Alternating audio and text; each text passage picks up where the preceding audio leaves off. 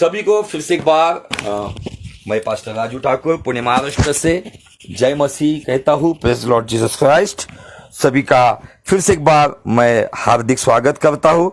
निश्चय ही परमेश्वर की भलाई आज हम उसके कलाम के द्वारा देखेंगे और सच में उसका कलाम है, उसकी करुणा सदा की है, ना कभी छोड़ेगा ना कभी त्यागेगा।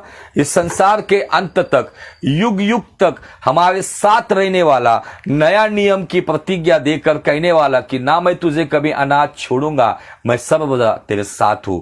तो आइए अजीजों, फिर से एक बार हम आपका स्वागत करते हैं और जिस विषय पर हम अध्ययन कर रहे हैं उसका आज ये 11वां भाग है। 11th एपिसोड पर हम अध्ययन कर रहे हैं और उसका विषय है क्रियाशील विश्वास। हमने विश्वास के बारे में बहुत देखा है, लेकिन हम क्रियाशील विश्वास पर अध्ययन कर रहे हैं। एक्टिव फेथ, यह क्यों जरूरी है? केवल मैं विश्वासी हूं कहकर हाथ उठाना यह नए विश्वासी के जीवन की बात है। लेकिन जब हम प्रभु में बढ़ते जाते हैं, चलते जाते हैं, जैसे एक बच्चा जब बढ़ता है तब उसकी शरीर की क्रिया जो बचपन में हुआ करती थी, जैसे पहले वो पेट के बल घिसटते हुए चलता है, फिर बाद में हाथ और पैर के बल वो चलने की कोशिश करता है, फिर अपने पैरों पे चलता है, फिर बेबी स्टेप्स लेके चलता है। लेकिन जैसे वो बढ़ते जाता है उसकी शरीर की क्रियाओं में बदल आता है। वैसे ही हम मसीह विश्वास में हम बच्चों की चाल ना चले तो हमारे भीतर वो परिस्थिति के अनुसार वो क्रियाशील विश्वास, जैसे एक जवान व्यक्ति की ताकत होती है, वो जवान व्यक्ति की ताकत उसके बॉडी लैंग्वेज से पता चलती है, उसके पहराव से, उसके बिहेवियर से पता चलती है। वैसे ही आत्मिक जगत में भी क्रियाशील विश्वास को बहुत महत्व है। यदि आपका विश्वास क्रियाशील नहीं है तो विश्वास का कुछ मतलब नहीं। इसलिए याकूब की पत्री उसका 2 अध्याय और वचन 26 का बेस लेकर हम चल रहे। आज उसके साथ साथ हम और एक वचन का बेस लेकर चलेंगे, लेकिन याकूब की पत्री 2:26 हमें कहती है, अतः जैसे शरीर आत्मा के बिना मरी हुई है, वैसे ही विश्वास क्रिया के बिना मरा हुआ है। आप कितने पुराने विश्वासी हो, आप कितने पीढ़ियों के विश्वासी हो, आप कितने साल के विश्वासी हो, इससे कुछ फर्क नहीं पड़ता है। लेकिन जरूरी बात यह है, आप पीढ़ियों के मसीह हो या आप कुछ साल पहले प्रभु में आए हो, 10-20 साल पहले आप प्रभु में आए हो। लेकिन जरूरी बात यह है, सवाल आज हमारी आत्मिकता पे खड़ा रहता है कि क्या मेरा और आपका विश्वास जिंदा है या मरा हुआ है। जैसे आत्मा के बारे में बताया गया, जैसे आत्मा बिना शरीर मरा हुआ है। मैं फिर से दोहराना चाहता हूं, इस संसार का कितना भी नामी व्यक्ति क्यों ना हो, कितना भी ज्ञानी व्यक्ति क्यों ना हो, कितना भी मशहूर व्यक्ति क्यों ना हो, कितना ही ताकत सामर्थ्य से भरा हुआ व्यक्ति क्यों ना हो, कितनी भी सुंदर व्यक्ति क्यों ना हो, उस व्यक्ति के शरीर से जब प्राण और जान चली जाती है तो उस व्यक्ति का इस संसार में समय उसके लिए खत्म हो जाता है। वो कितना मशहूर क्यों ना हो, वो कितनी सुंदर क्यों ना हो, वो कितना ताकतवान क्यों ना हो, वो कितना मशहूर क्यों ना हो, वो कितना धनवान क्यों ना हो, उसके शरीर को पार्थिव शरीर या डेड बॉडी कहा जाता है। कोई नाम से भी नहीं बुलाता है। जब ऐसी व्यक्ति की अंत यात्रा में कोई जाता है तब वो ये नहीं कहती कि वो व्यक्ति, वो कहते बॉडी कब आने वाली है, क्या बॉडी जल गई, क्या बॉडी जलाने के लिए लेकर जा रहे, नाम भी नहीं रहता है। यदि आत्मा और प्राण के बिना शरीर को कुछ अहमियत या कुछ कीमत नहीं है, वैसे ही विश्वास यदि क्रियाशील नहीं है, विश्वास काम करता नहीं है, यदि मेरा फेथ एक्टिव नहीं है, तो वो विश्वास उस डेड बॉडी के जैसे ही मरा हुआ है। इसीलिए याकूब कहता है कि हमारे विश्वास के बारे में कैसा होना चाहिए हमारा विश्वास। आज इस वचन के साथ एक नया वचन मैं जोड़ना चाहता हूं और वो है इब्रानी की पत्री उसका 11 अध्याय और वचन 6। गौर से सुनियो। और विश्वास बिना उसे, मतलब परमेश्वर को, यहोवा पिता को, पवित्र आत्मा को, यीशु मसीहा को और विश्वास बिना उसे प्रसन्न करना अनहोना है। हम जिस परमेश्वर की इबादत करते हैं वो फूल, चद्दर, अगरबत्ती, लोबान से संतुष्ट नहीं होता है। हमारा परमेश्वर हमारे जीवित विश्वास से प्रसन्न होता है। बाइबल स्पष्ट रीति से कहती है कि विश्वास के बिना उसे प्रसन्न करना अनहोना है, क्योंकि परमेश्वर के पास आने वाले को यह विश्वास करना चाहिए कि वह है। आमीन। है किसे कहा जाता है? जो अस्तित्व में है।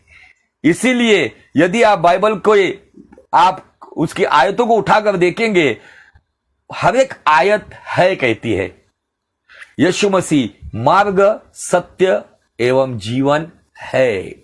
यीशु हमारा उत्तम चरवाहा था नहीं, है। यीशु मसीह आपकी और मेरी जीवन की रोटी है। यीशु मसीह जीवन का पानी है। यीशु मसीह कल, आज और युगान युग एक समान है। यीशु मसीह आने वाला है। यीशु मसीह आपके साथ है। वो कभी अनाथ नहीं छोड़ेगा। इस युग की समाप्ति तक वो आपके साथ है। यदि आपके अंदर ये विश्वास है, यहां पे लिखा है, बहुत सुंदर बात दिख गई है और कहा गया है, क्योंकि परमेश्वर के पास आने वाले को यह विश्वास करना चाहिए कि वो है। इस संसार में कितने आए और कितने गए, उनकी मज़ारें हैं, उनकी कब्रें हैं, उनका पवित्र स्थान है, उन्होंने फिर से मृत्यु से जीवन नहीं पाया है। हमें अभिमान है, हमें घमंड है कि हमारा परमेश्वर मौत पर जिलाया गया है। इज़राइल में वो बेजान कब्र भी संदेश दे रही है, ही इज अलाइव, वो जिंदा है, वो जिंदा है। स्वर्गदूतों ने संदेश दिया, वो जिंदा है। मरियम ने जाके पतरस को संदेश दिया, वो जिंदा है। हमारा परमेश्वर अस्तित्व में है, अब वो हजारों पीढ़ियों के साथ रहने वाला है। आमीन, हालेलुया। बाइबल कहती है उसके पास आने वाले ने यह विश्वास करना चाहिए कि वो है। अगर आपके जीवन में जब आप अविश्वास में चले जाते हो तो वहां पर क्या होता है, आप परमेश्वर को अतीत में देखते हैं, वर्तमान में नहीं देखते हैं। आपका यह विश्वास होना चाहिए, जिसने मुझे पिछले महीने में, पिछले साल में, इवन उस पैंडेमिक में, कोरोना वायरस में जिसने मुझे संभाला है, वही आज भी मुझे और मेरे परिवार को संभालेगा।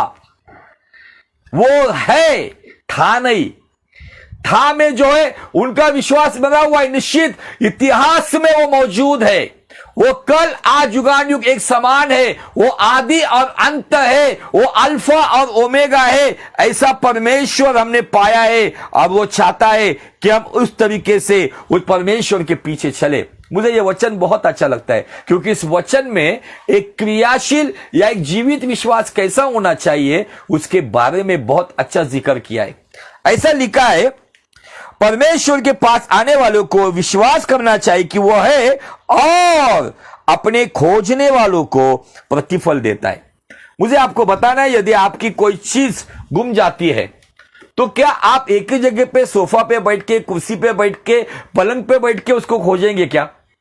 यदि कोई छोटी चीज है, यदि ऐसी कोई अनमोल चीज है, सोने की चीज है, हीरे की चीज है, उसको बहुत जी जान से खोजा जाता है।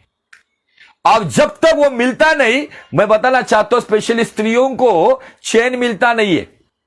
सुबह से लेकर शाम तक ढूंढते रहेंगे, लेकिन उसको खोजेंगे। यदि ये नाशवान सोने के लिए मनुष्य उसकी खोज इस तरीके से करता है, बेचैन होकर, यहां पे बाइबल कहती है उसके पास आने वाले ने यह विश्वास करना चाहिए वो है, और उसके खोजने वाले को बाइबल कहती है कि वो प्रतिफल देता है। वो एक जगह पर बैठकर केवल भविष्यवाणियां सुनकर, किसी व्यक्ति का जीवन देखकर, बड़े बड़े पासवानों को देखकर उनको प्रतिफल नहीं मिलेगा। आपके विश्वास को जिंदा है। ये जिंदा विश्वास आपको आपके उद्धारकर्ता परमेश्वर को आपके जीवन से, आपके चाल चलन से, वचन पर चलने से ना उम्मीद ना होते हुए तो उम्मीद रखते हुए, आशा रखते हुए कि निश्चय उसके खोजने वाले को वो प्रतिफल देने वाला परमेश्वर है। तो निश्चय हे खुदावन, हे पिता, हे यीशु मसीह, मैं तेरी खोज में हूं। जब तक तू मुझे प्रतिफल नहीं देगा तब तक मैं तेरे पीछे चलता ही रहूंगा। आमीन, हालेलुया। बहुत सारे लोगों के जीवन में जब वो निराशाओं में पड़ जाते हैं, मायूस हो जाते हैं, जिस क्षेत्र में उन्हें जो चाहिए होता है उन क्षेत्रों में वो जयवंत हो नहीं पाते हैं, इसलिए वो मायूस हो जाते हैं। लेकिन मैं आप उनको प्रोत्साहित करना चाहता हूं, जो आप चाहते हो वो परमेश्वर नहीं देना चाहता है, जो वो चाहता है वो आपको देना चाहता है। कुछ प्रार्थनाओं का उत्तर झट से मिल जाता है। वो 12 साल की स्त्री आई, उसने छुआ, उसको चंगाई मिल गई। कुछ प्रार्थनाओं का उत्तर हमें इंतजार करना पड़ता है, एक समय के बाद परमेश्वर वो हमें देता है। और कुछ प्रार्थनाओं को उत्तर हमारी मर्जी से नहीं मिलता है, क्योंकि हम जो चाहते हैं वो नहीं देता, वो जो चाहता है वो हमें देता है। यही 3 कारण है प्रार्थना के जवाब के। कुछ झट से मिलेंगे, कुछ बात के लिए इंतजार करना पड़ेगा, और जो आप चाह रहे हो वो नहीं मिलेगा, जो वो चाहता है वो आपको मिलेगा। अगर आप लड़का चाहते हो लेकिन वो चाहता है मैं लड़की दूंगा, यदि आप लड़की चाहते हो लेकिन वो कहता है मैं लड़का दूंगा, परमेश्वर की मर्जी के आगे कोई माइका लाल जा नहीं सकता। इसीलिए हमें उसकी मर्जी को जानकर चलना होगा, और उसको जानने के लिए हमारे विश्वास को जिंदा करना होगा। और विश्वास किस तरीके से क्रियाशील होता है, तो मैं फिर से, शायद आप कहेंगे पास्टर जी आप कितने बार उस वचन को पढ़ेंगे। मैं बार बार इस सेशन में इस वचन को पढ़ूंगा, क्योंकि मैं चाहता हूं कि आपके पास वो चाबी हो, आपके पास वो चार्जिंग हो, आपके पास वो पावर हो, जिससे आप आपके विश्वास को केवल जिंदा ही ना रखे, तो आपके विश्वास को चलता फिरता ताकत से भरा हुआ विश्वास आपका हो, सामर्थ्य से भरा हुआ आपका विश्वास हो। बाइबल कहती, इब्रानी की पत्री उसका 4 अध्याय वचन 2 में इजराइलियों के बारे में बताकर कहा गया, क्योंकि हमें इजराइलियों के समान सुसमाचार सुनाया गया था, पर सुने हुए वचन, मतलब बहुत सारे वचन, एक वचन नहीं, सुने हुए वचन इजराइली लोगों के लिए कुछ लाभ का न हुआ। क्यों लाभ का न हुआ? तो उसका कारण दिया गया है, क्योंकि सुनने वालों के मन में वचन विश्वास से नहीं बैठा। हमारे मराठी बाइबल में ऐसा लिखा है कि सुनने वालों के मन में वचन का संयोग या मिलन नहीं हुआ। जब हमारे मन में वचन विश्वास से उसका सम्मेलन होता है, जब उसका संयोग होता है, तभी विश्वास को ऊर्जा मिलती है, विश्वास को ताकत मिलती है, विश्वास को सामर्थ्य मिलता है, विश्वास के हाथ पैर काम करना चालू करते हैं, विश्वास बलशाली होता है। और यही बलशाली विश्वास, भले कितना बड़ा गोलियात सामने क्यों ना हो, यही आंतरिक बलवान विश्वास बाह्य स्वरूप के गोलियात को हराता है। आमीन, हालेलुया। यहां पर हमें स्पष्ट रीति से कहा गया है, इजराइलियों को हमारी तरह सुसमाचार सुना। क्या सुनाया गया था? मूसा के द्वारा फिरौन से छुटकारा होने वाला, और छुटकारा पाकर लाल समंदर पार करते हुए वो कनान नाम के दूध और मधु की धाराएं बहने वाले प्रतिज्ञा के देश में जाने वाले। हमें भी वही सुसमाचार सुनाया गया है। उन्हें मूसा के द्वारा, हमें यीशु के द्वारा सुनाई गई है कि यीशु मसीह के द्वारा हमारे पापों की क्षमा, हमारे आत्मा का उद्धार, और हमें सियोन देश में जाने के लिए यीशु मसीह आने वाला है। Hallelujah, praise the Lord. ये सुसमाचार हमें भी सुनाया गया है ताकि हम समझे। सुने हुए वचन इजराइलियों को लाभ के नहीं हुए, इसलिए बड़ी तादाद में इजराइलियों की लाशें जंगल में सड़ गई। सारी पुरानी पीढ़ी और 20 साल के ऊपर के लोग जंगल में तबाह हो गए। लेकिन नई पीढ़ी यहोशू और कालेब के साथ यरदन पार करते हुए यरीहो की दीवार तक पहुंचे। क्यों? क्योंकि सुना हुआ वचन उनके मन में बैठा। नई पीढ़ी के, पुरानी पीढ़ी ने सुने हुए वचन पर विश्वास नहीं किया। वो छोटी छोटी बातों से मूसा और परमेश्वर के खिलाफ कुड़कुड़ाते थे। खाने के लिए, पहनने के लिए, अधिकार के लिए, सभी बातों के लिए कुड़कुड़ाते, लेकिन उनका सर्वनाश हो गया। मुझे आपको बताना है, आपके विश्वास को कमजोर करने वाली यदि कोई बात है तो वो है कुड़कुड़ाहट। वो कुड़कुड़ाहट वही व्यक्ति करता है जिसके भीतर अविश्वास काम करता है। धन्यवाद वही व्यक्ति देता है जिसके अंदर क्रियाशील विश्वास काम करता है। आमीन, हालेलुया। हम विश्वास के 4 पहलू देख चुके। विश्वास के 4 पहलू के बारे में फिर से बताना चाहता हूं। नंबर 1, बाइबल में हमें एक ऐसा विश्वास दिखता है जिसे अविश्वास कहा गया है। यीशु मसीह ने नासरत में कोई बड़े चिन्ह चमत्कार नहीं किए, उसके पीछे का कारण था अविश्वास। आज भी साइंस इतना आगे चला गया है, साइंस में लोग परमेश्वर इस दुनिया में है इस पर विश्वास नहीं करते, जिन्हें नास्तिक कहा जाता है या एथियस्ट कहा जाता है। जो खुदा पर विश्वास करते नहीं है वो कहते एक धमाका हुआ और सारी सृष्टि बन गई। लेकिन सवाल यह है, धमाका किया किसने? धमाका करने वाला आदि और अंत यीशु मसीह है, जिसने एक धमाके में एदेन बाग और सारी सृष्टि की निर्माण की। उसने एक धमाके में इंसान को पैदा किया। अविश्वास में क्या है? अविश्वास में मैंने सिखाया आपको, अपने ज्ञान का घमंड और खुद की महिमा है। उसके बाद आता है अल्प विश्वास, जिसके बारे में हमने पतरस के जीवन से देखा कि वो वही पतरस जो पानी पे चल रहा था, लेकिन फिर से उसने आत्मा की हवा से नजर हटाई और डर की हवा की ओर देखा जो पीछे की ओर थी। जब तक वो आत्मा की हवा मतलब यीशु की ओर देख रहा था, तब तक वो पानी पे चल रहा था। लेकिन जैसे उसने कानों से उसने सुना डर की हवा, उस डर की हवा ने, बाइबल कहती है, अच्छे तैरात को डुबा दिया। आपके जीवन में 2 प्रकार की हवा होती है, एक आत्मा की हवा और दूसरी डर की हवा। यदि आपका विश्वास क्रियाशील है तो आप आत्मा की हवा में चलोगे और असंभव बातों को संभव करोगे। और जब पतरस डूबा, प्रभु ने उसको फिर से बाहर निकाला, फिर से उसको पानी पे चलाया और आंधी और तूफान का सामना कैसे करना है यह सिखाते हुए प्रभु यीशु उसके साथ चला। और जैसे नाव पर गया, आंधी तूफान रुक गया। यीशु ने पतरस को कहा, हे अल्पविश्वासी, तूने संदेह, शक, डाउट क्यों किया? इसका मतलब अल्पविश्वास में संदेह होता है, डाउट होता है। इसलिए बहुत सारे लोग चर्च जाते हैं, इबादत करते, वचन सुनते, बड़ी बड़ी सेवकों की मीटिंग्स में जाते हैं, लेकिन उनके भीतर ये 50-50 वाला विश्वास काम करता है, जिसे अल्पविश्वास कहा जाता है। जिनके अंदर बड़ी बड़ी प्रार्थना तो करते, लेकिन अंदर एक संदेह का भूत बैठा हुआ होता है, जिसके वजह से वो आशीष का परिणाम, बरकत का परिणाम, चंगाई का परिणाम पाते नहीं है। अविश्वास में ज्ञान का घमंड है, अल्पविश्वास में संदेह है। तीसरा बात मैंने जो सिखाया, जो मैं अगले एपिसोड में आपको सिखाऊंगा, उसके कुछ एग्जाम्पल दूंगा, वो है अंधविश्वास। ये अंधविश्वास उन लोगों के भीतर होता है, ये अंधविश्वासी लोग जो परमेश्वर और परमेश्वर के वचन से ज्यादा परमेश्वर के दास के फैन बन जाते। कुछ लोग कहते हैं मेरे बहुत सारे फैन हैं। हमें फैन बनाने के लिए नहीं भेजा है, हमें शिष्य बनाने के लिए भेजा है। मेरे इतने फॉलोअर्स है फेसबुक पर, यूट्यूब पर, हमें फॉलोअर्स बनाने के लिए नहीं बोला है, हमें यीशु के फॉलोअर्स बनाने के लिए भेजा है।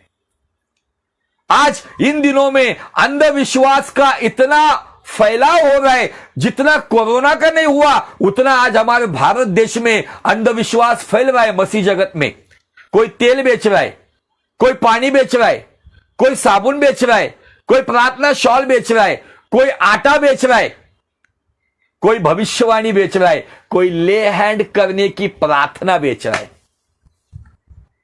ये सारा बिजनेस बना के रखा है। और इसमें कौन से लोग इसके शिकार होते हैं? जिनके अंदर अंधविश्वास होता है। अंधविश्वास में क्या होता है? अंधविश्वास में जज्बात, इमोशंस, भावनाएं काम करती है। इसलिए उनके हाथ में जो थमाया जाता है पहले वो कई जगह पर से प्रसाद लेके आते थे, अभी कई जगह से तेल पानी लेकर जाते। मैं सत्य प्रचार कर रहा हूं, सत्य बात बता रहा हूं। मुझे इस विषय के पीछे का मेरा उद्देश्य यह है कि कलीसिया जाने क्या मैं अविश्वास में हूं, क्या मैं अल्प विश्वास में हूं, क्या मैं अंधविश्वास में हूं, या चौथा जो महत्वपूर्ण विश्वास में कर रहा हूं वो है क्रियाशील विश्वास, एक्टिव फेथ। कौन से विश्वास में हूं? अविश्वास मुझे स्वर्ग से दूर रखेगा क्योंकि वो परमेश्वर को मानता ही नहीं। अल्प विश्वास मुझे बीच डगर में छोड़ देता है। अंधविश्वास मेरे आंखों पर पट्टी बांध देता है, प्रभु आके चला जाएगा, मुझे पता नहीं चलेगा। लेकिन क्रियाशील विश्वास लेकर जो अपने जीवन को खत्म करेगा या क्रियाशील विश्वास में चलेगा, अगर वो खत्म करता है क्रियाशील विश्वास में, वो कब्र से उठाया जाएगा। जो क्रियाशील विश्वास में चलेगा वो जीवित दशा में यीशु के साथ उठाया जाएगा। निर्णय आपका है, चुनाव आपका है, चॉइस आपकी है, आपको क्या चुनना है। और आज और कुछ बातों के ऊपर मैं आपको कुछ बातें सिखाना चाहता हूं विश्वास के बारे में ही। करिन्थियों की पत्री में 2 करिन्थियों उसका 5वां अध्याय और वचन 6 में बहुत सुंदर बात यहां पे पौलुस हमें सिखाता है। सदा ढाढ़स बांधते रहते हैं और यह जानते हैं कि जब तक हम देह में रहते हैं तब तक प्रभु से अलग है। मतलब देह में मतलब शरीर में मतलब संसारिक बातों में, तब तक जब तक मैं संसारिक बातों में झुलसा हूं, संसारिक बातों में व्यस्त हूं, फिर मैं कितना भी बाइबल क्यों ना जानता हूं। थोड़ी देर पहले हमने जो इब्रानी 4:2 को पढ़ा, वो क्या कहता है? इजराइलियों को लाभ का क्यों नहीं हुआ? क्योंकि वचन विश्वास से मन में नहीं बैठा।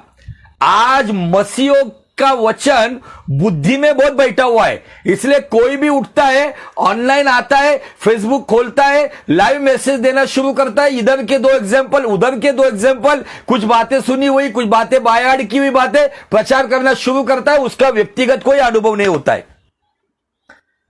आज बहुत सारे मसीहों के बुद्धि में वचन बैठा हुआ है, लेकिन बुद्धि में बैठा हुआ वचन केवल लोगों की वाह बटोरेगा, लेकिन मन में बैठा हुआ वचन स्वर्गीय आशीष और स्वर्गीय दरवाजों को खोलने की ताकत और कुवत रखता है। आमीन। मैंने बहुत सारे मसीह को देखा है, उनको अध्याय के अध्याय मुंह जुबान याद है, लेकिन जीवन की चाल चलन में वो बेकार है जब तक वचन मन में नहीं बैठता है। वचन मन में बैठना मतलब कौन सी बात है?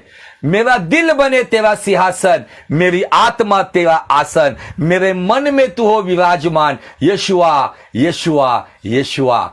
मन में बैठना मतलब मेरा मन यीशु का सिंहासन है। जब वचन बैठता है, वचन आदि में वचन था, वचन परमेश्वर था, वचन के द्वारा सब कुछ हुआ और वही वचन मरियम की पेट में देहदारी हुआ। अगर मेरे मन में वचन बैठाना, वचन को मन में बिठाना मतलब यीशु को मन के सिंहासन में बिठाना। जब वो मन के सिंहासन में आके बैठता है ना, तब मेरी सोच नहीं तो उसकी सोच से मैं चलता हूं, मेरी दृष्टि से नहीं मैं उसकी दृष्टि से चलता हूं, मेरी जुबान से नहीं मैं उसकी जुबान से बात करता हूं, मेरे पैरों से नहीं मैं उसके पैरों से चलता हूं। आज मुझे आपको बताने अजीजों, बहुत सारी भरमाने वाली शिक्षाएं मसीह जगत में आई हुई है। आज जो केवल एक बिजनेस लेकर आया है और कलीसिया को रोटी, कपड़ा, मकान, इन तीनों बातों में उलझा के रखा है, लेकिन उसके आगे का जो जीवन है उसके बारे में कोई बता नहीं रहा है। ना पाप क्षमा के बारे में, ना सूली उठाने के बारे में, ना पश्चाताप के बारे में, ना न्याय के बारे में। ऐसे 50 कलीसिया से लुप्त हो गए। क्यों? कि जो वो अपने फायदे के मकसद से सेवकाई कर रहा है। बहुत कम है उंगली पर गिनने जैसे जो खुदावन की सेवकाई, खुदावन की संतुष्टि के लिए कर रहे। आज दिन में 2 जगह पर मैंने कमेंट की, बहुत कंट्रोवर्सी चल रही थी, बहुत सारे मतभेद चल रहे थे। काय के ऊपर से टॉपिक था? हल्दी। शादी में एक बड़ा सेवक है, मैं नाम नहीं लूंगा, हमें किसी के नाम को बर्बाद करना नहीं है। एक बड़ा सेवक है, उसने वीडियो पोस्ट किया, उसने एक शादी में, शादी से पहले जो हल्दी होती है, हल्दी में उसने कहा मैं अनॉइंटेड ऑयल हल्दी में मिक्स करके हल्दी को अनॉइंटेड कर रहा हूं, ये हल्दी लगाओ। और उसने हेडिंग दिया था हल्दी प्रेयर। अब उसे बहुत सारे लोगों ने ट्रोल किया, कुछ अंधभक्त थे वो उसकी वाह कर रहे थे, और कुछ लोग परमेश्वर के वचन को जानते हैं वे लोग उसे कह रहे थे पास्टर जी ये बात बिब्लिकल नहीं है, बाइबल की आधार पे नहीं है, अकॉर्डिंग टू वर्ड नहीं है, अकॉर्डिंग टू वर्ल्ड है, वचन के अनुसार नहीं है तो संसार के अनुसार है। लेकिन पास्टर जी सुनने को तैयार नहीं, कितने कमेंट के ऊपर कमेंट, वो पास्टर सबको जवाब दे रहा है। मुझे भी रहा नहीं गया, मैंने एक छोटा सा उसको कमेंट किया, लेकिन वो मेरे से भी भिड़ गया।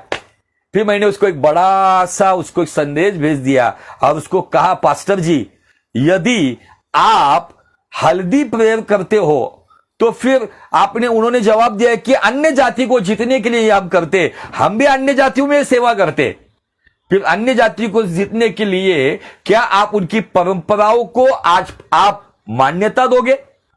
आपने वहां पर सिखाना चाहिए। चलो मैं कहता हूं आपने हल्दी में गए, हल्दी शादी में लगाई गई, नो प्रॉब्लम, चलो वो तुम्हारे क्षेत्र का कल्चर है, लेकिन इन बातों को आप सोशल मीडिया पे लाकर क्या बताना चाहते हो? इसमें क्या हुआ है, उस व्यक्ति ने अपने ही आत्मा का पोल खोल कर दिया है कि बड़े वो नाम, बड़े नाम का सेवक है, लेकिन किसी ने कहा ना नाम बड़े दर्शन खोटे, नाम बड़े दर्शन छोटे, ऐसा हो गया।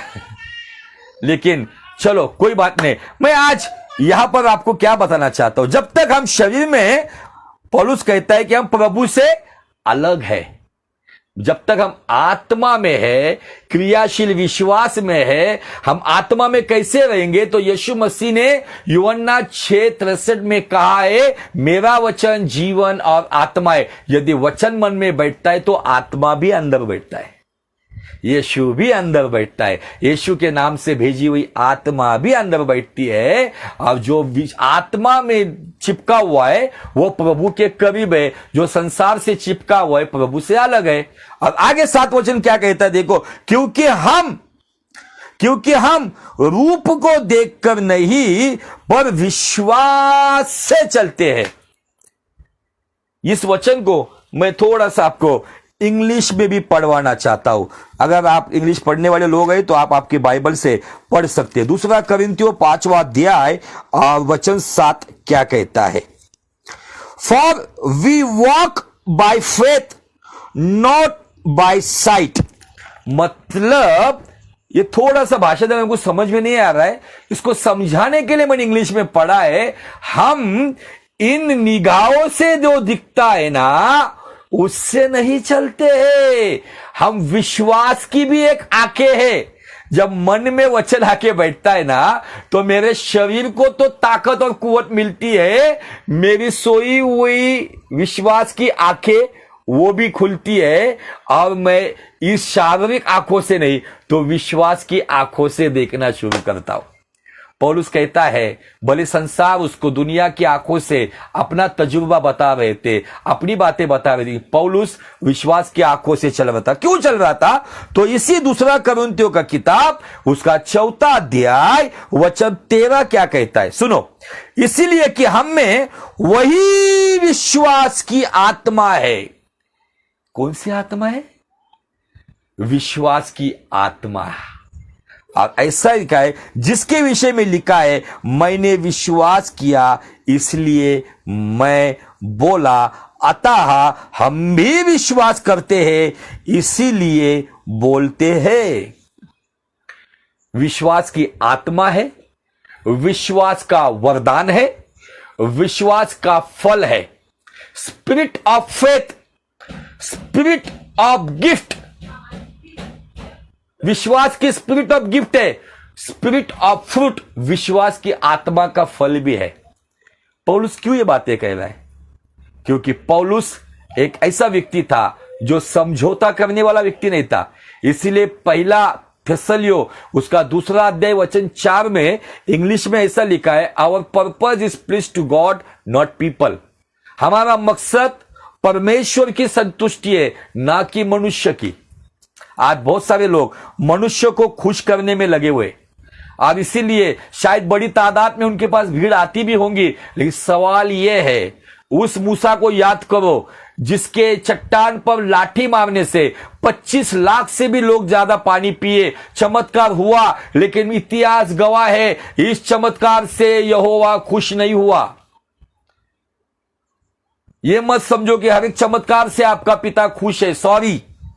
मूसा जैसा व्यक्ति 40 साल की इजराइलियों की अगुवाई करने के बाद भी, 40 साल परमेश्वर की हुजूरी में चलने के बाद भी मूसा प्रतिज्ञा का देश केवल देख पाया, कदम रख नहीं पाया।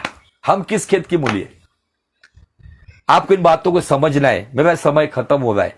मैं आज एक चमत्कार को लेकर फिर से एक बार, जैसे पिछले वक्त हमने मरकुस का 2 अध्याय में लकवा मारा हुआ व्यक्ति के चमत्कार को देखा, जहां पर 4 लोगों का क्रियाशील विश्वास था, जिसके वजह से यीशु कहता है उनके विश्वास को देखकर उसने लकवे के रोगी को चंगा किया।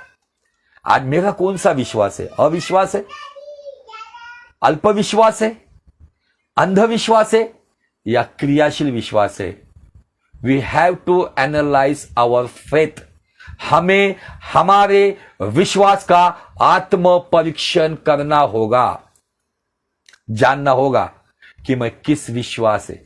नाना प्रकार के विश्वास अभी मसीह जगत में आ रहे, प्रॉफिटिक विश्वास, चिन्ह चमत्कार, इसके बारे में केवल भविष्यवाणियां, जहां वह भविष्य वक्ता और प्रेरित दिख रहे। किसी को ब्रदर कहलाने में इंटरेस्ट नहीं है। हर एक व्यक्ति जो भी हम देखते प्रॉफिट ये नाम लगाकर घूम रहा है, जिसको प्रॉफिट का पी पता नहीं है, वो केवल इन मनगढ़ंत भविष्यवाणियों को बताकर मसीह जगत को कहीं ना कहीं भरमा रहा है, और एक बड़ी संख्या आज गुमराह की जा रही है। क्यों? क्योंकि वचन विश्वास से मन में ना बैठने के वजह से आज उन्हें काला और सफेद इसका फर्क नहीं समझ रहा है। आजीजों, आज मैं इस घर पर रुकता हूं, लेकिन मैं फिर से पौलुस को आपके सामने रखता हूं, और पौलुस ने जो बातें आज हमें 2 कोरिन्थियों 5वां अध्याय वचन 6-7 और 2 कोरिन्थियों 4:13 में बताई। विश्वास की आत्मा शरीर से अलग तो प्रभु के करीब, शरीर के करीब तो प्रभु से अलग। हम इन आंखों से नहीं तो विश्वास की आंखों से चलते। We walk by faith not sight. आज आप कैसे चलते हो? और आपको चलने के लिए रोशनी खुदा का वचन नहीं देगा, क्योंकि वो वचन कहता है परमेश्वर का कलाम मेरे पैरों के लिए रोशनी है, मेरे मार्गों के लिए उजियाला है। परमेश्वर का वचन दीपक है, परमेश्वर का वचन मार्गदर्शक है। इस संसार की हर एक चीज नष्ट हो जाएगी, यीशु ने कहा मेरा वचन अटल है। आज बहुत सारे लोग वचन में नहीं है। आज बहुत सारे लोग भविष्यवाणियों में, भावनिक बातों में, अंधविश्वास में पड़े हुए। अब बताया जाता है कि यहां पे इतनी भीड़ क्यों है। मैं बताना चाहता हूं, आप भीड़ को देखकर आकर्षित मत होना। यीशु मसीह भीड़ के लिए नहीं आया, यीशु मसीह खोई हुई भेड़ के लिए आया है। जहां पे भेड़े है वहां पे चरवाया है, जहां पे भीड़ है वहां पर अपने आप की महिमा करने वाले लोग हैं। आपको जानना है, विश्वास की ऐनक लगानी है, विश्वास के आंखें लगाने हैं, विश्वास का सामर्थ्य लेके आपको चलना है, तब पवित्र आत्मा आपको अगुवाई करेगा। बहुत सारे लोग नाना प्रकार की बातों को इतना महत्व देते, लेकिन बहुत सारे लोग वचन सुनते वक्त उनके भीतर कहीं ना कहीं वो एक प्रकार की नींद आ जाती है, उनके अंदर एक बेचैनी आ जाती है, जो वचन को महत्व नहीं देते। नित्य वचन 16:20 कहता है, जो परमेश्वर के वचन पर अपना ध्यान लगाता है वो कल्याण पाता है। आज मैं यहां पे रुकता हूं, अगले एपिसोड में हम और गहरी बात देखेंगे, कैसे क्रियाशील विश्वास काम करता है। आज यहीं पर रुकते हैं।